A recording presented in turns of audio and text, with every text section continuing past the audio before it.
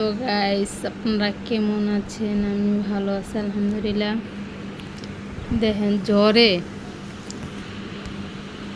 কার কেমন হয় জানি না। জ্বর তো এখন বাংলাদেশে সবারই হইতাছে, দেখি বিদেশও মনে হইতাছে জ্বর। জ্বরে মানুষের শরীর ল্যাংড়া বানায় দেয়, পঙ্গু বানায় দেয়, বুঝছেন? কি ভাই জ্বর বাইরেছে কইতে পারি না।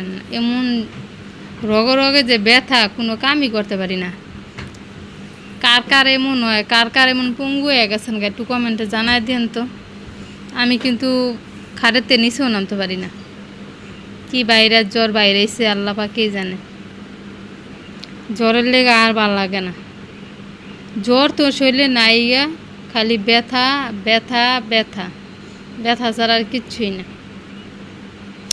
প্রচুর পরিমাণের ব্যথা।